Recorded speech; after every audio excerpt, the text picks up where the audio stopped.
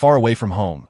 A group of strangers bowed in perfect unison before Dominic stepped forward with a confident smile to apologize for the long wait for Evergreen, the ultra-luxury southern getaway, where couples can romance under the sun, swim with sea turtles in a four-dimensional ocean adventure, and feast on bold, spicy dwarven-made dishes served on handcrafted ceramic and porcelain plates that prove those who haven't tasted it haven't truly lived.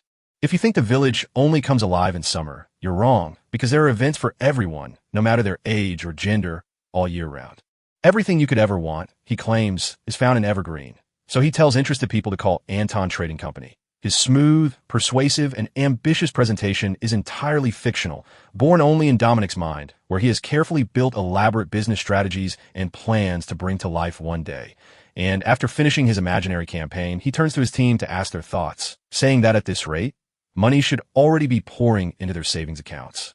But he receives not impressed silence, not exhausted silence, as the group gathers, and one member points out they have stayed up night after night filming this supposed masterpiece without being properly fed, making Dominic a terrible person in the eyes of the only girl who tears up and says she has poured out every last bit of her strength and dignity into this production. While a blonde man asks if Dominic understands how busy he is, and yet he stands here forced into this chaotic project.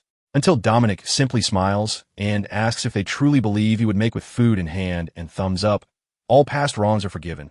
A stark contrast to when Dominic first arrived to face a suspicious village chief who demanded to know how he got there. Dominic spoke straight out and said he just walked. The chief licked his lips and asked what skills Dominic had, and the boy replied that he knew how to cook and feed people right.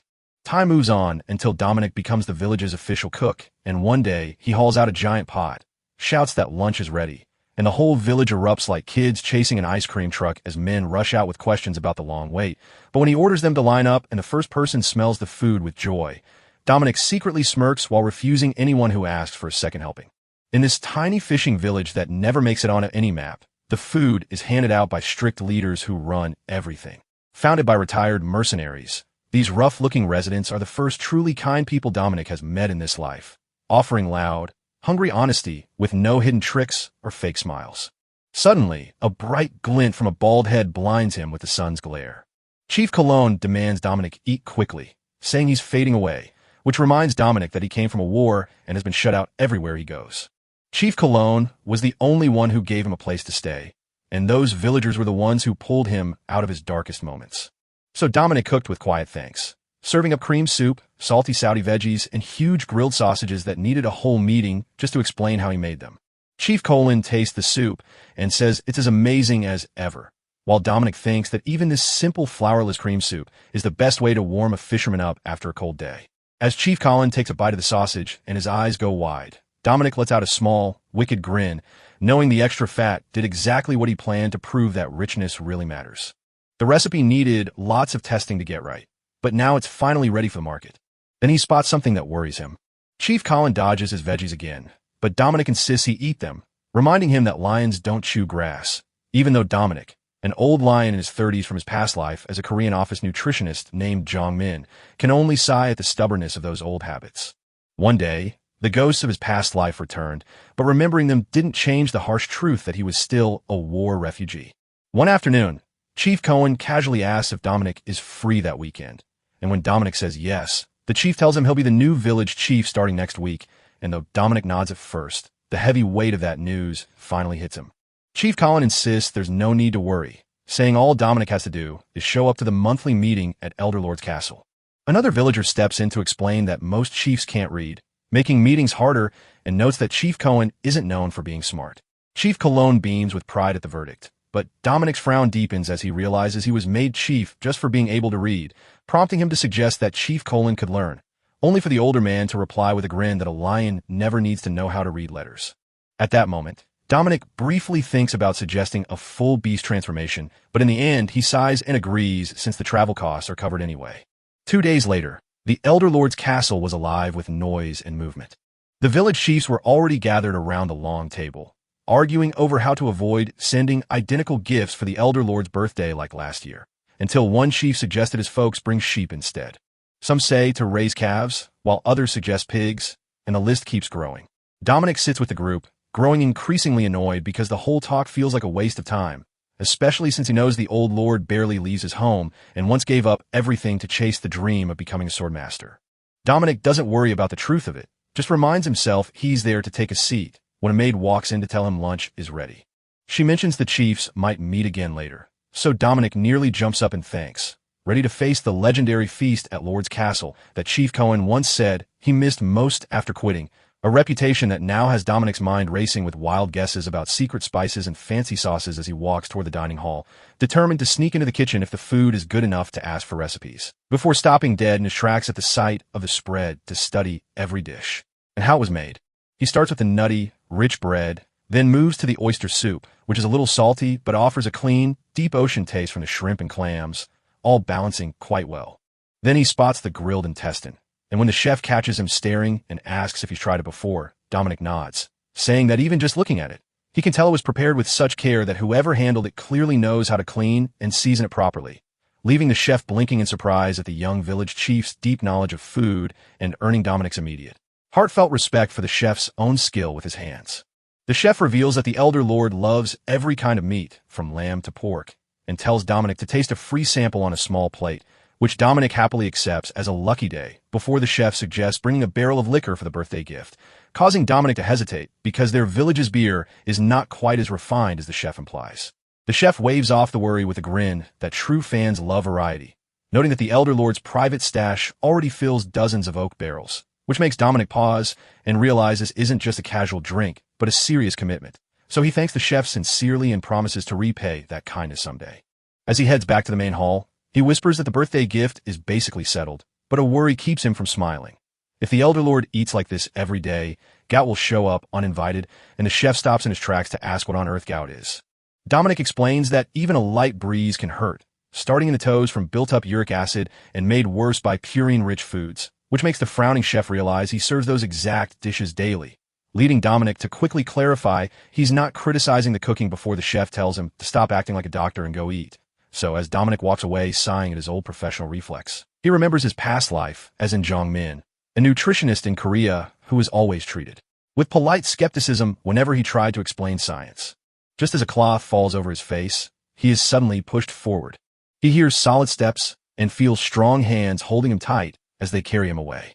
As he lifts the cloth, his eyes slowly adjust to reveal a well-dressed stranger standing in front of him, guarded by armed soldiers. The man apologizes, saying his men misunderstood his orders and that he never meant for Dominic to be treated roughly. Dominic kept his face calm while his mind raced, having been kidnapped in broad daylight inside the lord's own castle. And when he politely asked how to address the man, a guard scolded him for speaking so casually, only for the refined captive to silence him by saying their raised voices rattle his bones. The man rattles his bones and introduces himself as Theodore Sinclair, the former lord of this land. Dominic nearly screams in shock as he realizes this is the elder lord. The elder lord urgently asks Dominic to hush, and as Dominic remembers a comment about rattling bones, a chilling thought forms. The elder's pain, which he admits is from a curse, was actually caused by a lifetime of rich food and heavy drinking.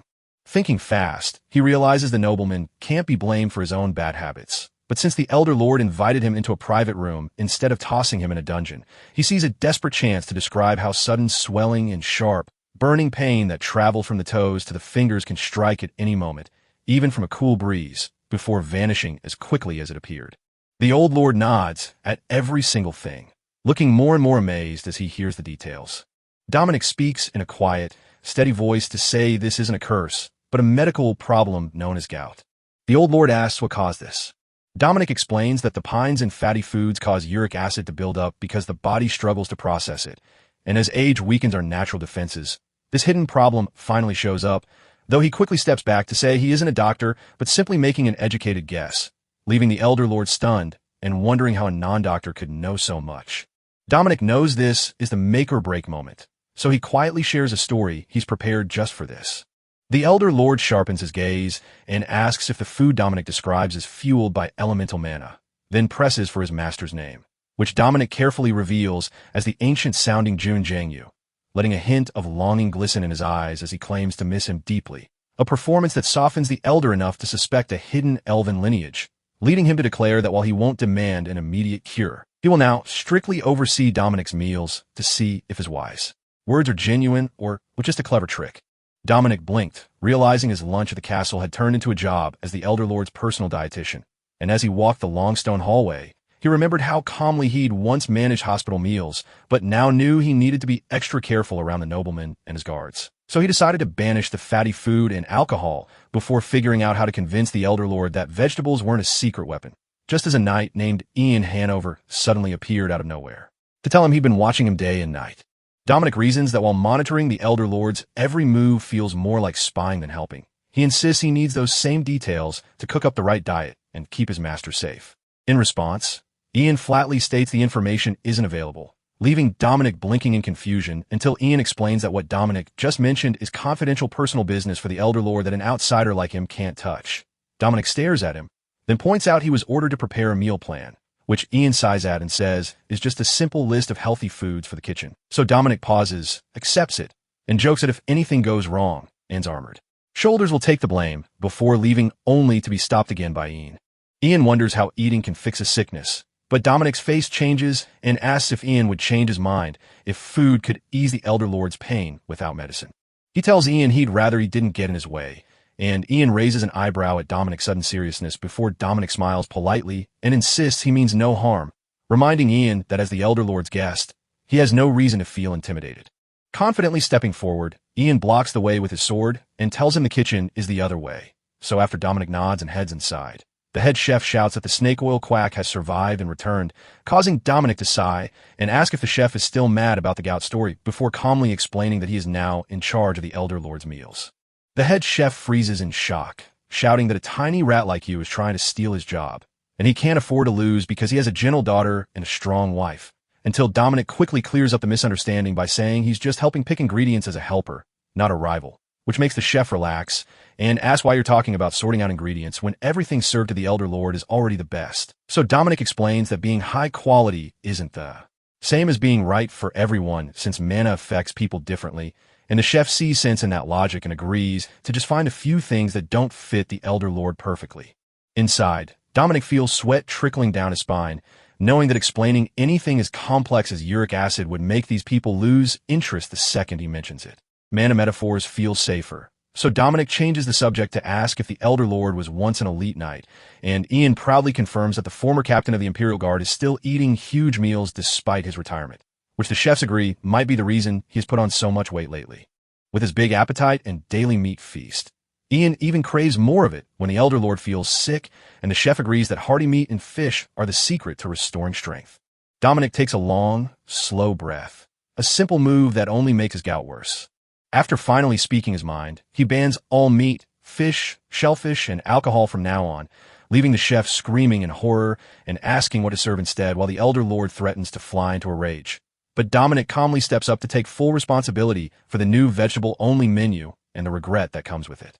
The chef whispers a quiet prayer while Dominic grips his hand tightly, insisting that they trust him because failure means both of them could lose their lives.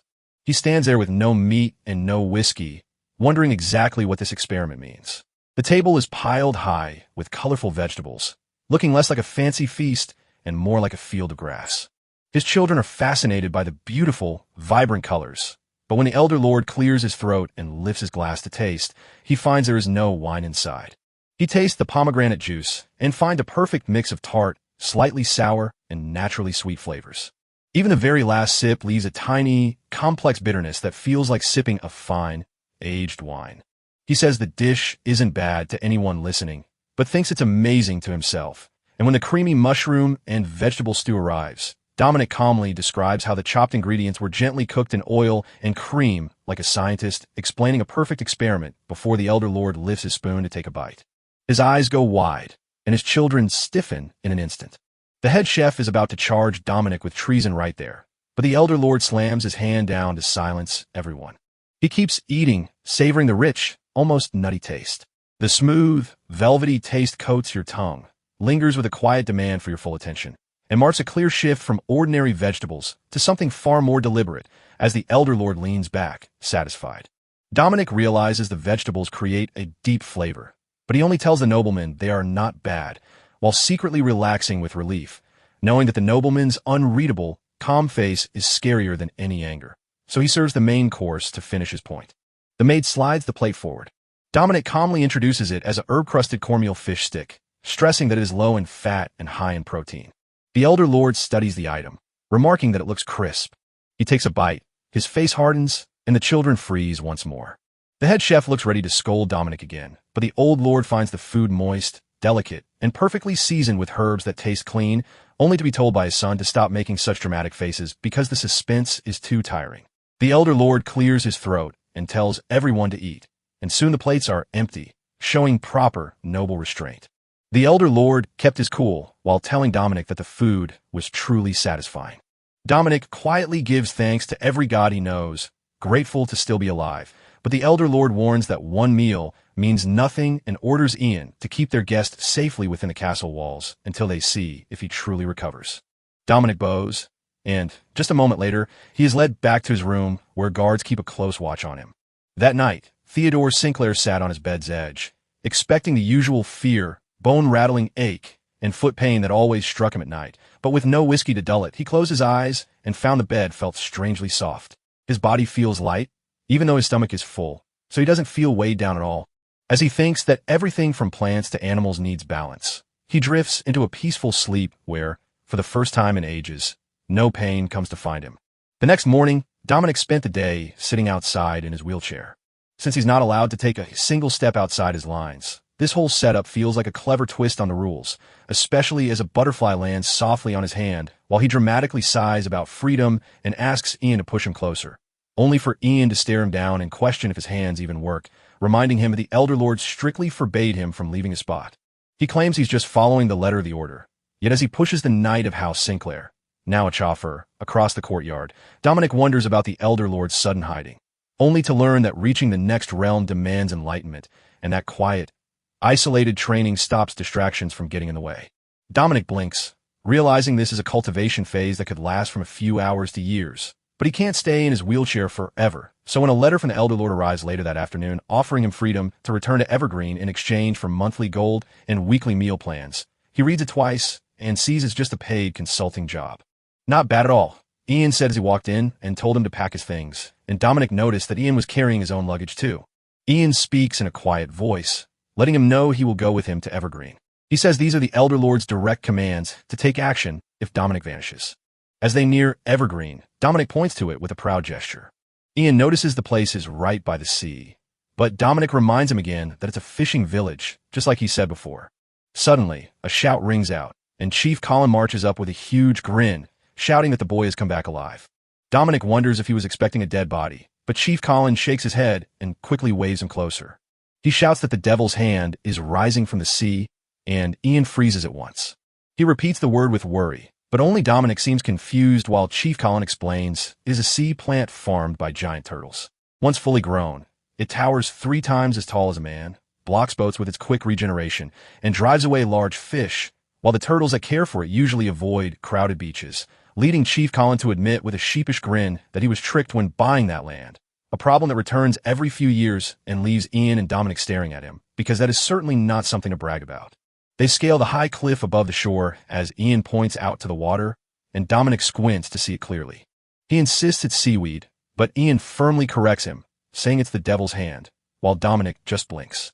Back home, seaweed is just a simple plant, so he briefly wonders if this is just a local bias against things that live in the sea. He casually says it would taste amazing grilled or in soup, but his friend looks horrified and asks if he really means to eat the devil's hand. Dominic says he can't think of any good reason to say no. Chief Colin suddenly gives in and asks why they've never tried to taste it. Ian watches the two of them walk away, talking about how to cook, and suddenly wonders if he made the right choices, while Dominic in the village kitchen checks the dried seaweed. Chief Colin worries the stuff might have dried out too much. Dominic calms him by explaining that dried seaweed concentrates the mother's power, then rolls up his sleeves to mince the garlic. Sliced green onions join the hot oil as the sizzling meat gets tossed and fried together. Rehydrated seaweed is added, filling the room with its scent, while someone standing nearby pretends not to notice even as they barely hold their composure, and Dominic works garlic, salt, and pepper into a paste. Then he carefully pours the rice water into the pot. People are immediately asking why anyone would waste water by adding it to the soup. Dominic cuts him off quickly to say that rice water is a must. It mixes taste to take away bitterness and stop the fishy smell, so if one doesn't get it, just watch quietly. And looks down a little. He might not know the fancy words, but the sweet smell from the pot tells him this isn't just nonsense. Dominic softens his voice and gently suggests that Ein, who treats commoners with respect unlike many knights, should try observing other cultures instead of dismissing them outright, even though he remains a rigid man. At last, the soup is served as Dominic sets the bowl of seaweed broth before Ian and urges him to take a taste. So Ian lifts his spoon. The instant it hits his tongue, his face shifts. His eyes light up as he wonders if this really came from the devil. He can't stop. His hands and mouth move on their own as he keeps eating. So Dominic stays quiet and turns to Chief Colin for his take, who shouts that it's as good as ever, causing him to instantly ask for another bowl. Dominic slips one into his hand, and then he finally asks the real question. If everyone agrees the devil's hand seaweed tastes amazing, does it make sense to just throw it away when we could sell it instead? As the wagon rolled into a small coastal village, Anton complained to his grandfather that they should stop there too, since it looked like a tiny place with nothing worth selling. His grandfather chuckled and warned him not to judge by appearances, saying that even a little fishing village might grow into something huge, and that every single customer had to be treated as precious. Anton smiled and agreed, then asked in confusion whether Evergreen had really once been a fishing village, muttering that the name felt a little off, while Colin welcomed the old merchant warmly and the old man greeted him as village chief. Colin snapped at him to stop using that name, admitting he'd had enough of the title and had already dumped the job on the young guy sitting next to him. The old man chuckled, boasting he was still just as stubborn as ever, and mentioned he'd brought 3 sacks of rice that day, only for a villager to rush over and offer to buy them all. Before anything else, the young village chief Dominic leaned forward and asked if they had eaten yet. Before long, a steaming bowl of soup was placed in front of the guests, but the old merchant gazed at the dark lump floating inside and asked Colin what it was, only to be told by him that it was like seaweed and that he should just take a bite since it would warm him right up. Anton grabbed his grandfather's arm and begged him to hurry up and try it, claiming it tasted much better than any other seafood stew. When the old merchant tasted the spoonful and his eyes went wide, he realized the amazing flavor didn't come from meat but from the black ingredient, which made his merchant instinct scream that this was a jackpot. So he asked for the seaweed's proper name, and Cullen awkwardly admitted it existed, but was called the Devil's Hand, causing the spoon to slip from his hand and hit the ground as he repeated the name in disbelief, thinking it sounded like a horrifying evil seed, while Anton instead lit up and immediately declared he would buy and trade it. His grandfather was shocked by the name, but Anton quickly explained that people in the capital already ate monster meat, so they would love the delicious Devil's Hand too, and he saw great promise in it. The old merchant gave him a long stare before finally giving in. He told Anton that if he was really sure, he could sell as much as he wanted. Anton brightened up when Dominic asked how much they should prepare, and the answer came with greedy confidence that there was plenty. But a few days later, at the Lord's castle, a tired man walked through the courtyard worrying over his wife. He thought she had just given birth and was still too weak to eat or make enough milk. Suddenly, he caught a wonderful scent and spun around to see what was happening. Anton stood high above a small crowd, loudly offering samples and urging people to take some home if they liked it, quickly correcting their mistake by saying it was seaweed, not Devil's Hand soup. Then began selling it with a shining smile, while explaining that it was the sea vegetable farmer sea turtles supposedly ate right after laying their eggs, and that it was especially good for pregnant women and for new mothers recovering from childbirth. The man froze in shock before rushing home with a wooden box, telling his wife and baby that neighbors said it was a miracle for new mothers, and just as she waited for the secret recipe, Anton's sales pitch grew louder by sunset as he shouted about cheap seaweed and special oil for everyone to try. Then he spotted the same man again, who rushed over excitedly to announce that his wife had finally regained her energy and her milk was flowing, leading him to demand 2 sets, then 3, while others crowded and asking for some to help with their own milk or aid a recovering daughter, leaving Anton grinning brightly, but worried that at this pace they would sell out and needed to secure more supplies soon. While back in the kitchen, Dominic worked over a boiling pot as Anton marveled at how even the young village chief knew about this. Dominic sniffed his cooking, made a happy noise with his mouth full, and cheered with joy when he finally made the tabaki, realizing they could finally afford it after rice was too pricey before, and feeling proud as he thought about the seaweed selling well and Anton ordering more, meaning everyone would eat well for a while. Suddenly, Yin popped up behind him to say the pot was boiling over, and he gasped at the incredible smell of the spicy food, while Dominic casually offered a bite and told him to try taiyobaki, so the knight happily accepted and said thanks. But their happy moment was cut short when the door flew open. A soldier loudly announced Dominic's title as village chief of Evergreen, stating that Count Sinclair ordered him to go to the castle right away with soldiers watching closely, and anyone who refused would be in trouble. And couldn't believe a man like this was delivering orders from his lord. So he asked what was going on, and the soldiers stiffly replied that soldiers only follow orders without knowing the lord's thoughts, and the count demanded they leave immediately. After a short pause, the knight decided they would take Dominic along, too, which made the knight protest that he was the one trying to help Dominic stay away and reminded the knight that they had shared meals and were friends. The knight glared with irritation, calling Dominic dense, and insisted that since Dominic was not being punished right then, something urgent must have happened, so the lord needed to see him immediately. So he demanded Dominic get ready and eat only after returning, even when Dominic begged to finish just one more bite. Dominic fell quiet as the empty bowl beside him told the truth. Ian had already finished his food while Dominic was being dragged into the conversation, and soon the two walked in tense silence through the grand halls of Sinclair Castle until they reached the audience chamber where Count Patrick Sinclair waited at the far end.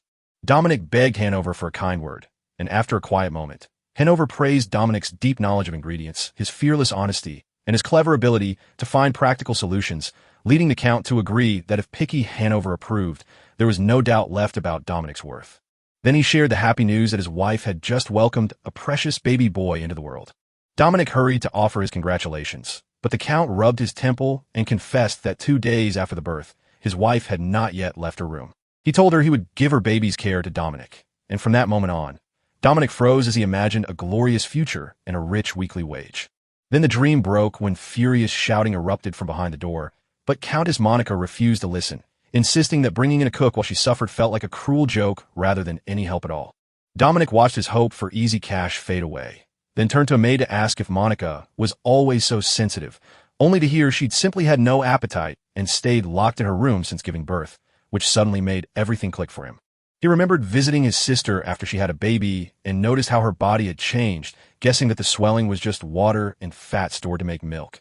He bluntly asked the maid if Monica was badly swollen, and when she was shocked, he explained that a good diet was the key to a quick recovery and promised to help with it before she ran inside to tell Monica.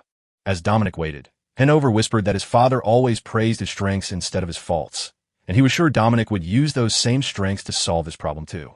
Dominic stared at him in shock, wondering if they had suddenly become friends, only to ruin the moment for himself by deciding it must be because of Taiobaki. Finally, the maid let them in, and Monica, though sitting on the bed looking upset and puffy, explained she trusted Dominic since he was taking care of the elder lord's food. Dominic knew right away how sick she was, fearing her pride had been deeply hurt and that she might soon fall into postpartum depression. Monica admitted she was eating less, but the stubborn weight just wouldn't budge. She tugged at her clothes and asked if that meant she'd have to eat even less. Dominic spoke up firmly that she had to eat, which made Monica fly off the handle, shouting that he was mocking her by telling her to eat more to lose weight. But he stayed calm and explained that his words were like a healer's medicine that would help her return to her original size if she just followed his meal plan and promised to do exactly what he said. After a moment of doubt, Monica finally confessed that she had no choice but to trust him. She gave him 3 weeks before the blessing, and Dominic took it without a second thought, only to realize on his walk with Hanover that shrinking Monica's swelling was just the first step in fixing everything. She wanted to get her figure back, but also needed to be strong for nursing, so he wondered if he had to fix everything all at once. Hanover taught Dominic to focus only on the next small step instead of the big goal, and the next morning Dominic surprised Monica with a simple, healthful breakfast that he lightly seasoned to help reduce her swelling, even ordering a gentle walk after eating to keep her recovery on track. Monica stiffened, remembering her promise to obey, and though the walk left her breathless, flushed, and miserable, she wondered if her weakness was always this bad. Afterward, the maid told her a bath was ready, but warned that Dominic forbade long soaks, limiting her to just 10 minutes. So when she exhaustedly shouted that he had stolen her only joy, the maid's announcement of a painful massage only made Monica resolve that if she followed his every rule and still didn't recover, she would never forgive him, and soon her furious screams of his name echoed across the estate. While elsewhere, Dominic ate in the kitchen with Hanover until Count Sinclair entered, smiling awkwardly at the food's scent and asking to join them. While eating, the Count started talking about Monica, recounting how he first met her at a banquet after his father returned from the capital, noting how they fell in love at first sight, promised to spend their lives together, and quickly got married. He remembered that first meeting so clearly, but then his mood darkened as he explained that after his father retired, he inherited the estate and, with the goddess's blessing, Monica became pregnant soon after. He said he barely had time to breathe because he was drowning in work and managing the territory, yet insisted he never neglected his wife and believed their love had not changed, until his emotions burst loose and he demanded to know why Monica was always angry with him. He asked what he had done so wrong, complained that her mood swung so wildly he could not keep up, and bitterly wondered whether marriage was really supposed to be like this, scoffing that neither Dominic nor Hanover would understand. Dominic quietly wondered if Monica's emotional nature made her too unstable for the upcoming blessing, yet he still felt he had to ask the Count if he truly loved her, and as the grand church filled with nobles on that fateful day, the moment had finally arrived. Dominic shielded his eyes and noted the huge crowd, to which Hanover replied it made sense since it was the Lord's son and many nobles had arrived, while nearby, nasty noble women whispered that Monica must look terrible. They sneered that she acted too proud for a woman with no land or title, laughing that they couldn't wait to see how miserable she would look now. Hanover wondered if Dominic really felt calm with no worry after just 3 weeks. Dominic calmly said that as long as Monica followed his orders, everything would be fine, but Hanover called his words bold and asked if he was just trying to push all the responsibility on her. Dominic told Hanover that he trusted her because his lady had a strong will, and he explained that by fixing their diet and lifestyle, the results would come fast, including any quick swelling that would just as quickly fade, leaving Hanover quiet as he replayed the word trust in his mind. Inside, the priest announced that the blessing ceremony would begin and asked everyone to offer their blessings with one heart and one mind, then called for Count Sinclair and Countess Sinclair to enter as the hall rose in song, and the doors opened to reveal them stepping forward with their child, causing a stunned murmur to sweep through the crowd as people gasped that Monica barely looked different from before the birth, while others who had heard she had swollen terribly demanded to know how she had managed such a recovery, leaving the noble women who had waited to mock her staring in disbelief and wondering whether she had used magic. Hanover quickly shook off that thought, knowing Dominic had no magic talent and his connection was a total mess. Yet the words still carried a strange weight that made Hanover stare at him, puzzled by how such total confidence could come from someone with absolutely no gift. Finally, Dominic promised he'd go straight to Evergreen the moment the party was over. Hanover asked if this meant he was quitting as Monica's diet manager, and reminded him that he once loved the idea of earning just 1 gold coin a week. Dominic said he could handle it from a distance with weekly letters, just like before, immediately figured out the cost would mean a small pay cut, and then his eyes shined with excitement as he thought about all the money he'd make. That night, the party went on under the bright lights while Monica smiled easily among the guests, holding her glass with calm grace and watching everything from afar. The red-haired, noble woman, burning with frustration, sent a maid to find out what was wrong. The maid came back to say that someone had been expertly managing the Sinclairs' food, and when the noble woman asked if this meant a cook, the maid explained it was actually a village chief in the Count's lands who created special meal plans. But the noblewoman hesitated because bringing him there could be difficult and might cause her to face criticism again if the Sinclairs objected. Even so, she couldn't leave things as they were. Seeing Monica look healthy again made her believe that if this man could fix her, he might fix her too, so she knew she had to find a way to find him if it really was him. Eventually, Dominic went back to the village. Early that morning, Colin showed up and chuckled at Dominic's pained expression, then asked if he was curious about what happened while he was away. Dominic shook his head, saying he hadn't heard from the promised letter about anything big, but Colin laughed and shoved a heavy sack of glittering gold coins at him, cheerfully announcing that this was Dominic's share from the seaweed sales sent by Anton Trading, who had split from Dominic's grandfather to grow faster and now thanked Dominic for helping the village earn so much more than just fishing ever could. Dominic shook his head, insisting the fishing union had done the hard work of gathering and packing the seaweed, though he grinned to add that Colin had arrived at just the perfect time. He spread out a map for Colin to see. The chief leaned in to ask what it was, and Dominic smiled with sure confidence, saying that if his plan worked, their villagers would never have to worry about their next meal again. Dominic walked along the beach with the villagers, quietly watching the waves roll in. He noticed the water was shallow and the waves were strangely calm because the shore curved oddly, and his uncle agreed that no fishing boats could get through, leaving it as a quiet dead zone where only kids played, even though the farmer sea turtles never came near it and made the place look like a total waste, except for how stunningly beautiful it looked like an expensive painting. Dominic's eyes sparkled as he confirmed the spot was perfect, grinning when his uncle asked about his wild plan to build a relaxing getaway that healed both body and soul, a luxury resort that soon saw workers driving posts into the sandy beach. Shouts of encouragement filled the air as people hammered away and Dominic enthusiastically sheared their hair like a karaoke singer, only for the blonde knight to arrive in disbelief and demand to know what madness was happening. When he found Dominic claiming to supervise the chaotic sight, the knight told him to get ready to leave for the village chief's meeting, which had been delayed for a month, where chiefs were now arguing loudly about gift colors for the Lord's newborn son, with one man snapping at another for smoking during the heated debate, while Dominic wondered aloud if they should just draw straws instead. Soon, a servant told them the soldiers were drilling and the Lord would eat with them after his speech. So several chiefs got excited and rushed forward to catch a lucky glimpse of him, while Dominic pretended to agree, but secretly grumbled that they were making a huge fuss just to see a lord and decided to stay back instead. Outside, he saw a red-haired soldier in armor vomiting, while older men nearby laughed at the training as weak, claiming the troops were already tired even though they had hardly started. One person laughed and said it wasn't even real training, just a simple walk, and he added that things back in his day were much worse. Dominic didn't listen to the complaints and hurried straight to the sick soldier. Dominic pressed on, asking when the vomiting started, and hearing it began that morning, he quickly asked if there were any other signs like nausea, chills, diarrhea, or fever. The soldier gasped for air, admitting he'd felt sick all morning, shivering with chills, and with a stomach that felt like it was twisting into knots. Dominic's face grew stern as he muttered to himself that it all began that morning. But the castle chef arrived with a relaxed grin to mention that the village chiefs were meeting and that Dominic was expected to help, which Dominic dismissed before urgently demanding to check out the kitchen. The chef, acting all cool, told Dominic that business was fine and then asked if he needed anything specific, but Dominic immediately jumped to a crate and asked if those shellfish were from yesterday's delivery, which the chef confirmed were still fresh and icy since they'd been packed with ice the day before, only for Dominic to clarify that spoilage wasn't the problem and ask if anyone else had eaten them, leading the chef to admit he'd made a little ceviche for the seafood-obsessed Mickey, who just loves hanging out by the new shipments and pretending to help so he can sneak a special taste.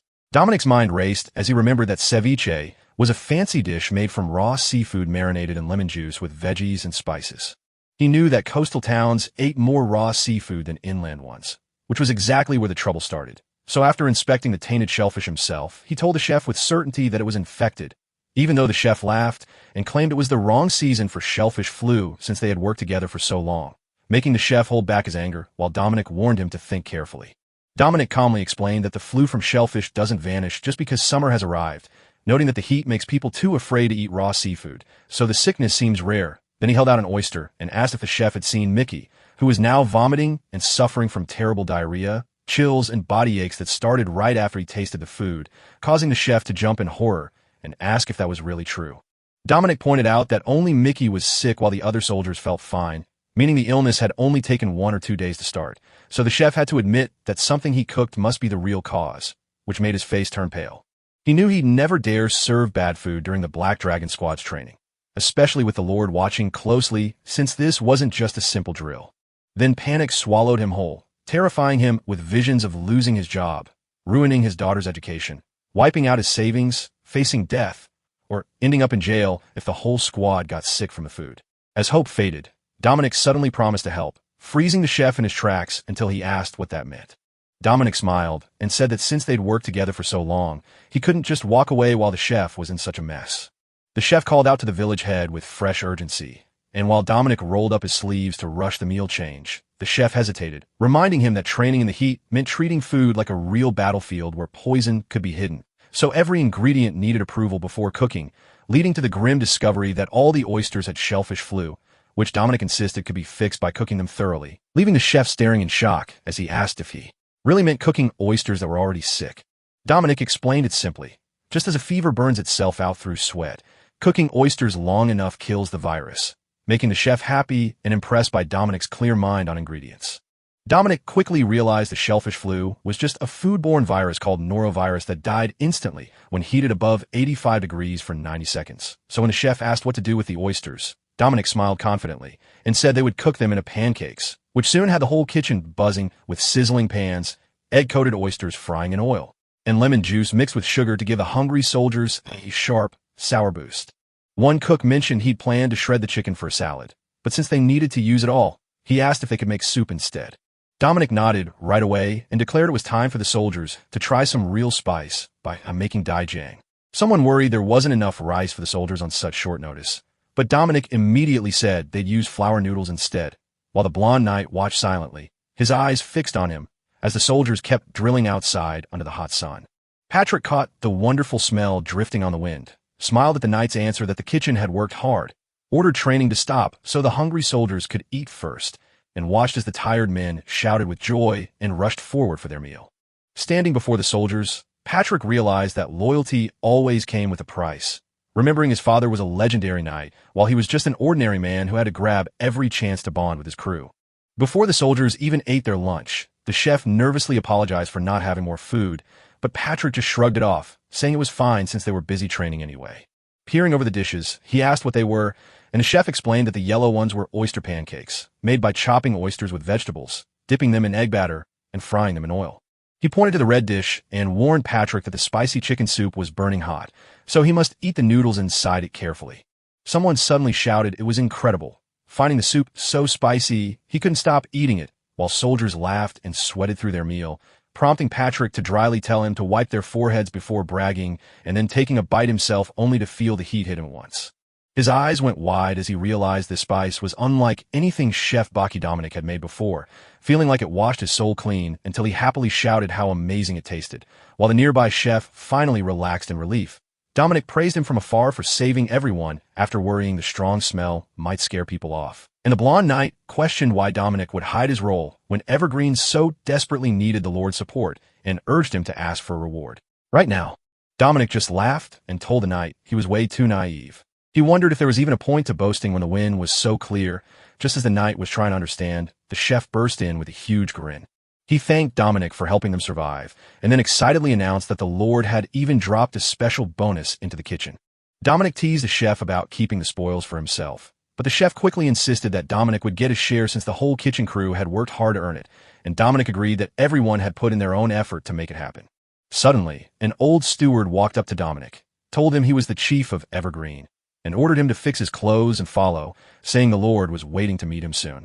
Dominic answered in a cool way that he got it. As soon as the steward walked away, he turned to the blonde knight, grinned without any shame, and said he had already told him there was no need to boast. The knight stood silent, staring hard while secretly wishing he could punch him.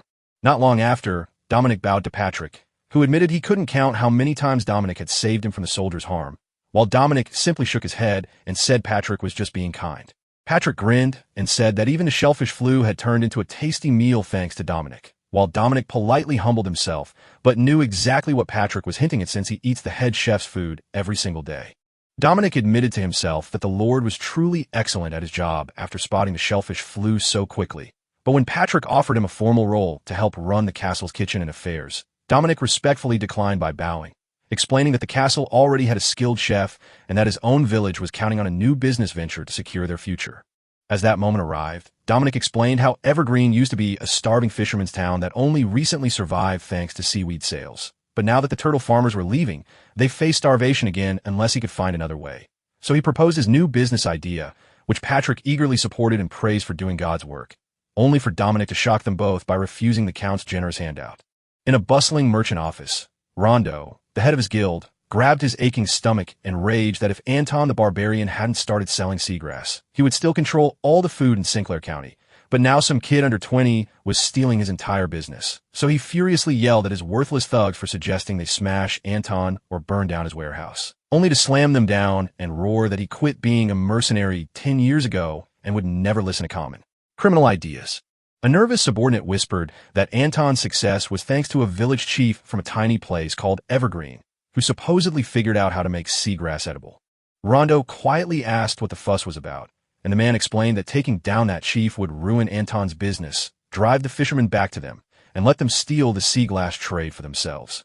Everyone else instantly cheered the idea, calling it brilliant. Rondo slowly smiled, gave the plan his approval, and then, with a voice filled with evil delight, commanded them to gather all their men, track down the village chief, and destroy him. Dominic bowed and told Patrick they didn't have to go that far, explaining he didn't need help but was asking for an investment instead, which made Patrick stare in shock until he burst out laughing at the idea of getting his money back with a profit later. He said Dominic was far more interesting than he expected because while everyone else just wanted his money, Dominic offered him a deal and even promised to pay interest on it. Patrick then said if this was truly a deal, they should speak like partners and asked if Dominic had really thought it through. Dominic replied that he had asked Patrick to read a document, and after reading it, Patrick noted that Dominic wanted the money but didn't want any trouble, which Patrick praised as bold. He agreed to Dominic's deal and told his treasurer to invest the money, noting that the money would be paid back over 10 years at a rate just below the usual loan interest, which made Patrick realize he had nearly let a talented manager get stuck in a kitchen. He told Dominic to do well, and Dominic threw himself flat on the ground, declaring that even a lowly village chief like him felt deeply honored. Meanwhile, Patrick quietly thought that if their plan worked, their land would become so amazing that even the proud nobles in the capital would envy it. While back in the village, the old chief stared at the letter in shock, wondering if it was real or just a dream, before shouting that his lord was finally investing in them, and that Dominic had pulled off another miracle. Only for Dominic to point out dryly that the letter was upside down, which made his uncle laugh and admit that was why it had been giving him a headache. With the money finally secured, Dominic and his uncle agreed it was time to start building, which sent the whole village into a frenzy of celebration where someone shouted to fire up the grill for good food and cold drinks. Others cheered for getting meat again. One villager loudly praised Dominic while jokingly cursing him to never stay single, and Dominic just grinned at the fun ahead, completely unaware of the danger hiding nearby. That night, under the moonlight by the sea, the villagers drank and laughed around the fire while the old chief proudly claimed he'd always known Dominic was the one, even as others joked about how he'd only been appointed because the previous leader was too lazy to learn to read, leading to a heated argument between the uncle's sharp eye and Dominic's sarcastic jab that it was really just a garbage eye, until the uncle threatened to shave Dominic's head bald if he ever said it again. Their laughter died as one villager turned to see a group coming through the dark and warned them, "Someone is here." Another noticed that, judging by their scowling faces, they were definitely not coming in peace.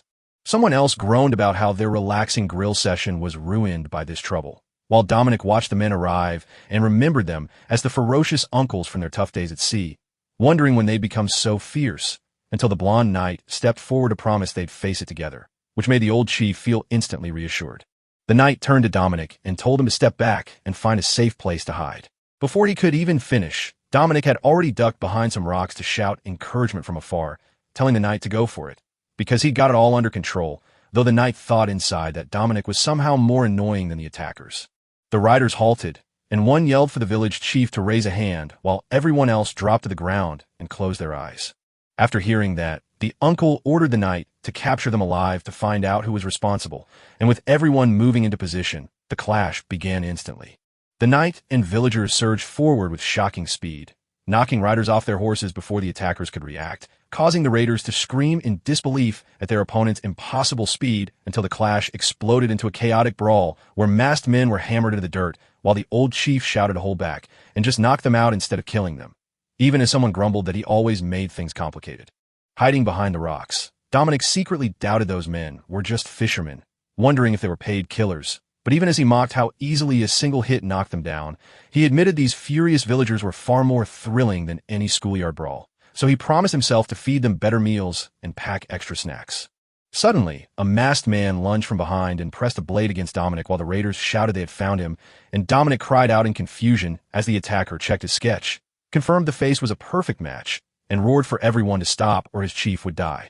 The old village chief shouted Dominic's name, yelling that he should have been hiding. The man holding the hostages shouted for everyone to drop their guns and cover their heads, warning that following his orders was the only way to stay out of trouble. Ian slipped into the silence at the edge of the chaos, hiding himself as he crept up behind them. The villagers froze as the old chief, his voice shaking, tried to distract the bandit by shouting that they'd do anything he wanted as long as he let Dominic go, leaving Dominic to think in disbelief that they were panicking far too hard. Ian slipped behind the kidnapper, but an attacker shouted too late that the knight was right on the boss's trail, prompting the boss to spin around, warned that he wouldn't go down alone, and raise his knife to strike Dominic. As the old chief, the villagers, and Ian screamed Dominic's name in horror, he moved on instinct just before the blade fell. He grabbed the man's arm, spun him around, and crashed him onto the ground, leaving everyone frozen in silence while Dominic stared blankly at what just happened. The village chief stared in shock, then burst with praise for Dominic's surprising skills, leaving Dominic to wonder if he'd found a hidden talent, while Ian just watched in silence. As the old village chief grabbed Dominic in rough excitement, Ian narrowed his eyes, wondering if mana had just flowed through the man, while the tied-up captives were lined up as Dominic calmly claimed they belonged to the Rondo Merchant Guild, prompting Anton to note that suspicious loiterers had already made him uneasy and ask why they were so bold, only to learn their reputation was terrible and that while they would do anything for money, outright robbery was still a shock. One of the captives mocked Rondo as just another aimless thug, but Dominic smiled in the dark, revealing that he'd already set up a deal for cooperation before they'd wasted it. And when the first man suddenly begged for his life after pretending to be foolish, Dominic laughed at the switch and tossed him aside, only to watch another terrified young man step forward, confessing he was new and begging for a second chance to live honestly. Ian took a step forward, felt the boy's hands, and decided they were still soft, which meant the boy wasn't lying. Dominic nodded and told the boy to follow, and the trembling youth gratefully obeyed, only for Dominic to stop under the moonlight and ask if he understood the truth about how the Rondo Merchant Guild had taken farms from debt-ridden farmers through shady deals. Dominic stared in shock at the news, admitting that Ian was right, and then sadly complained that only the clever people who can read know about these laws, leaving ordinary folks like him completely confused. After hearing this, Dominic quietly noted that people never really change, and when Anton asked what else the boy had seen while working at the guild, the boy explained that they often raided small villages and shops to scare and beat people, and though it wasn't proven, he'd also heard they might have even set fire to a rival guild on purpose. Anton instantly understood what was happening and shouted in shock that the Rondo Merchant Guild was truly responsible. Trembling, the boy admitted that Guildmaster Rondo had ordered everything, then hesitated before handing over a promissory note, explaining it was just another job issued under Rondo's name, which made Dominic smile slowly as he took it. He told the young man he might finally stop running and hiding, and after the confused boy listened to Dominic's promise of protection, he tearfully vowed to live an honest life, only for Rondo to later scream in court that the whole thing was a rigged setup. He kept screaming that he was innocent and being set up. Patrick stared down from the gallery, cold and sure that despite all the proof, the man was lying and lost beyond any hope of rescue. Dominic stood next to Ian as the judge slammed for quiet and announced that Rondo had lied even though everyone had seen the truth. The judge declared the merchant guild master Rondo guilty of every crime imaginable, seized all his wealth to pay the victims, and sentenced him to life in the Bailey mines, where he screamed in fury as guards dragged him away, while Patrick demanded to know if honest men were indeed bribing such filth, to which the judge promised to hunt down and root out the corrupt. Patrick nodded, took the list of the Rondo Merchant Guild's valuables, saw how much there was to claim, and ordered everything sold immediately, promising the money would go to the victims and telling them to stay out of trouble. As the official bowed to start the auction and the courtroom quieted, Ian asked Dominic what he planned now that the trial was done, and Dominic replied that he meant to take everything he could from the sale, especially the farm Rondo had been using for his ingredients. Ian questioned why Dominic loved the farm more than the Merchant Guild. Dominic explained that he needed that farm if he wanted to launch the care center properly. Ian blinked and said that Dominic had been calling it a resort before. Dominic casually replied that it was not as though Ian knew what a resort even was. Soon the auction hall filled, and before it could start, an official stepped forward and announced a new rule. He declared that each person would only be allowed to bid on 2 items that day. The crowd instantly erupted, protesting that such a rule had never been announced before. The official calmly replied that it was the Count's decision because his lordship believed it was unfair for a few people to monopolize blessed goods and wanted everyone to show restraint. The crowd grumbled, but once they heard it was the Count's command, it could only swallow their complaints. Dominic glanced toward Patrick, saw the Lord calmly watching the room, and immediately praised the decision in his heart. Then the official began reading a list of seized goods. He announced the guild building, Rondo's residence, the manor, carriages, horses, jewels, clothing, shoes, and food. As the list went on, Dominic clenched his hands like a desperate believer and silently begged fate to hand him exactly what he wanted. When the official finally announced Luvia Farm as the last item, Dominic's eyes shone. He immediately realized that because everyone could only bid on 2 items, most of the wealthy buyers would waste their chances on flashy things first. Inwardly, he begged the heavens to let him be the only one interested in the